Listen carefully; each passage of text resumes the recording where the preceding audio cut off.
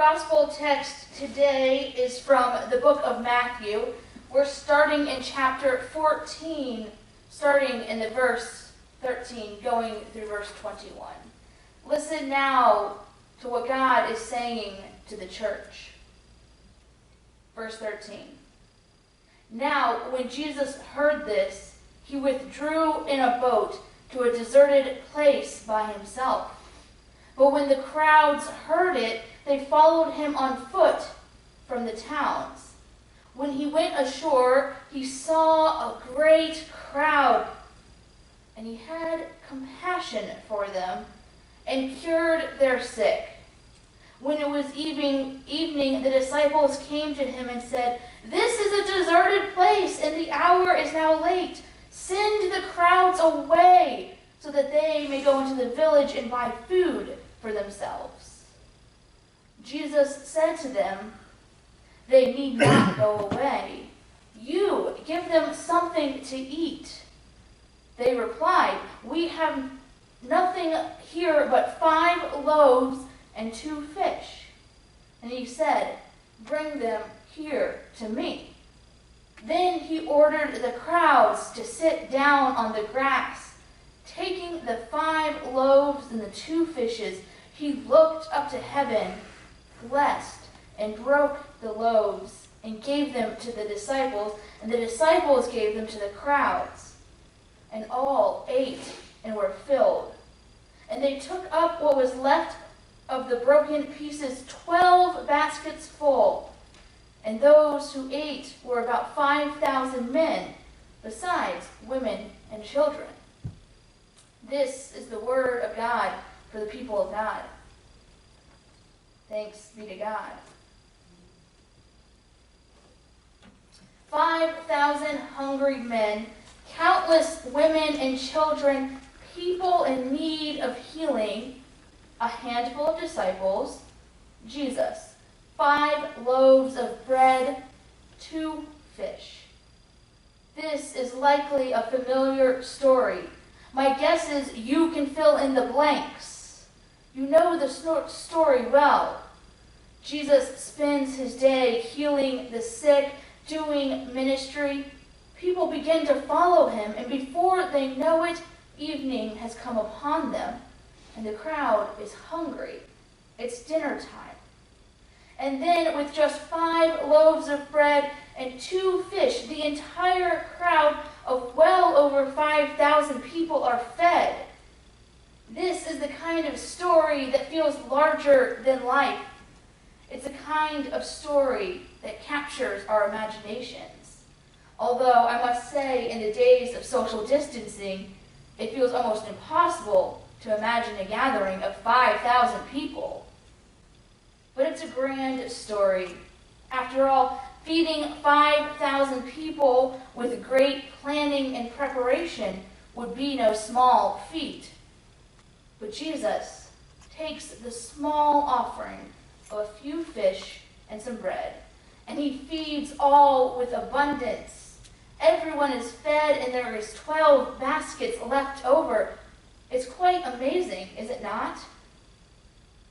It's easy to get lost in the grandness of this narrative, to imagine that this is the work of the divine, to think of it as a great story with good spiritual lessons. In fact, I think that this story is so grand, it almost feels just out of reach of our daily experiences. It feels like the only way for us to think or wrap our heads around the story is to spiritualize it, to make it a metaphor for God's provision. When we try to find some way to apply the story or find the takeaways, we often think about God's provision in kind of an abstract, metaphysical kind of way. But take a moment with me. Be in the crowd. Be with Jesus and his followers. Hear the grumbles of the hungry crowd. Feel it in your own bellies. Because the truth is that for Jesus, for his followers, for his disciples, This day on the mountainside was anything but abstract. It wasn't a metaphor for them. It was real. It was human. Hungry people were fed. Sick people were healed. The disciples were sent to do the work of feeding and of healing. So today, as we think about this infamous feeding of the 5,000, let us think about the real hungry humans who were present, the real Jesus, the real flesh and bone disciples. Because this moment, the moment where Jesus looks over a hungry, hurting, weary crowd of people, it's the story of humanity. It's the story about bodies.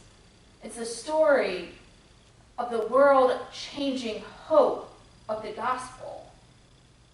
Now, when we retell this story in Sunday school, we don't often read the first 13 verses of this chapter.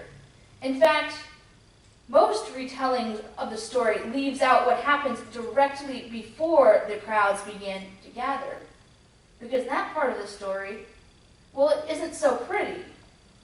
Our text today begins by saying, when Jesus heard what had happened, he withdrew to a solitary place. When Jesus heard what had happened was that Jesus had just gotten the news that his beloved cousin John the Baptist had been beheaded. The one who prepared the way for Jesus, the one who leapt in his mother's womb when Mary was pregnant with Jesus, the one who we can assume Jesus grew up with, playing with, being around, probably telling secrets, the one who Jesus had loved was gone. So Jesus enters into this scene filled with grief, filled with a heavy heart. He just wants to be alone. But at the same time, he has such compassion for those who need healing, for those who are also grieving. And in the midst of his grief, he is meted by his anxious disciples who are looking around at the crowd thinking, what are we going to do? We did not plan this out. Who here has a plan? I'm not sure what we should do. They come to Jesus and they say, how will we feed all these people? They must be sent away. To me, it's amazing that one of the most amazing miracles of Jesus' ministry is about to happen. But the miracle starts cloaked in grief and anxiety. There is something so bone-chilling human about this moment. A moment where Jesus, the great healer and the great teacher, the Son of God, just wants some peace and quiet. Where Jesus feels the weight of human sin, the full weight of losing someone he loves to an act of violence perpetrated by the ones who are supposed to be protectors. And when the crowds form around him, he can't get that moment alone, because those crowds, those people around him, are in need of healing. Our text says that Jesus had compassion on the crowds. I imagine that Jesus looked in the eyes of the desperate, of the sick, of the hurting, and he was moved. I imagine that he saw the grief in their eyes, and he recognized it was the same grief he was holding in his own heart. There is something that is compelling and even profound to think that before Jesus does a grand miracle, Jesus himself is at his most human. To think that the crowds are at their most human, to think that they are grieving together. We are grieving together too, are we not? We are in a time and in a place where it feels like the weight of collective grief is as heavy as it has ever been. We are grieving the loss of what we had planned for 2020, canceled weddings, canceled trips, canceled church launches, things that we look forward to each year, each month, or even each week, canceled. Being separated from our families and friends. I feel it today. I wish I was with my dad on his 70th birthday. We had big plans to celebrate. But like many, we can't because of COVID-19. And the grief doesn't stop there.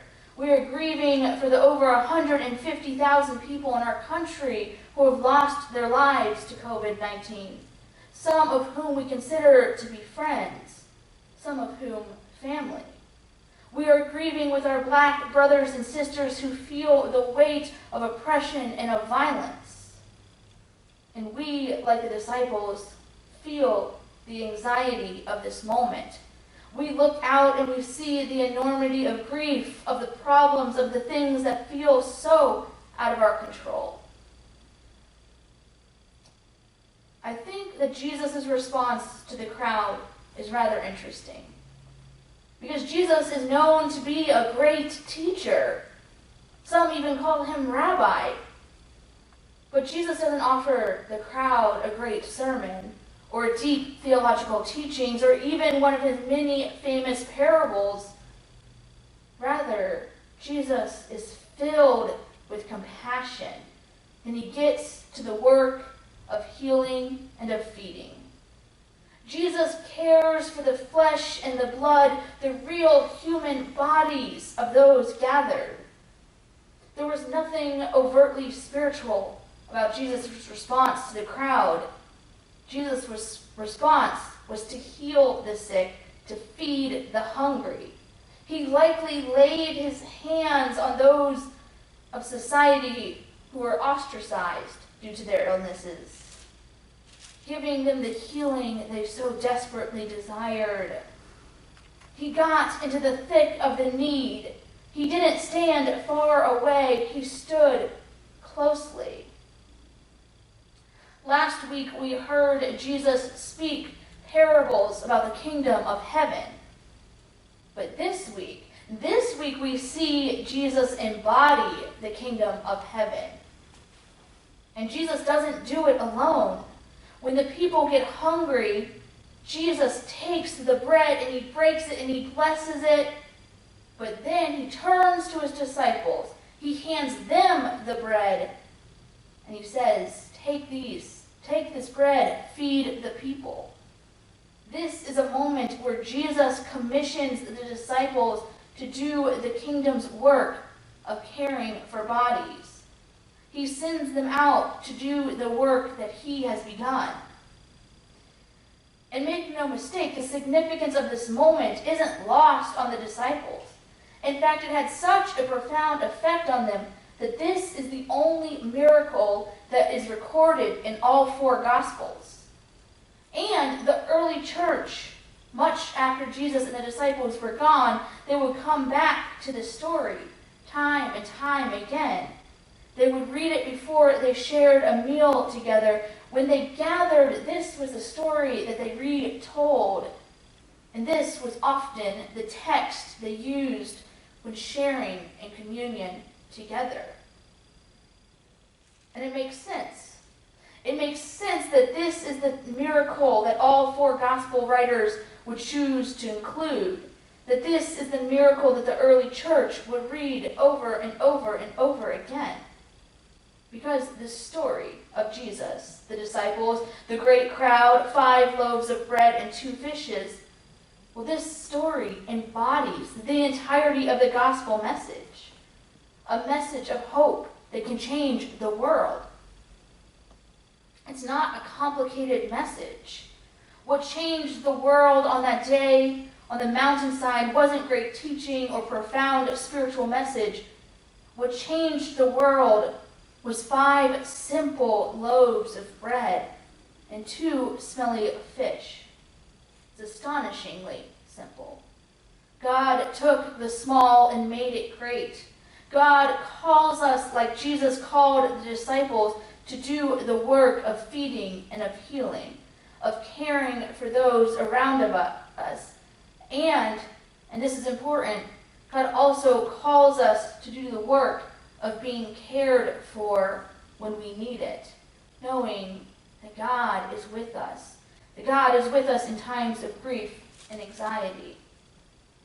Friends, we are grieving together. Things feel especially hard these days. But might this be the perfect moment to see the world change?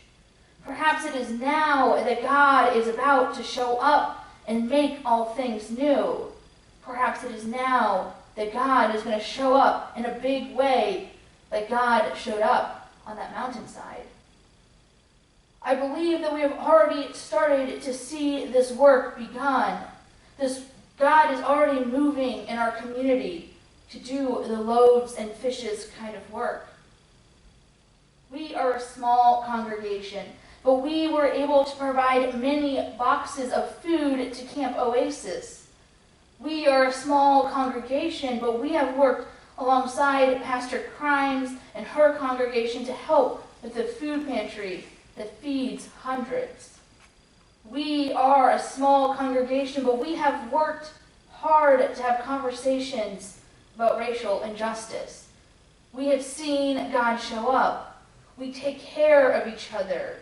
We care for one another when we are sick. We are a congregation with great compassion.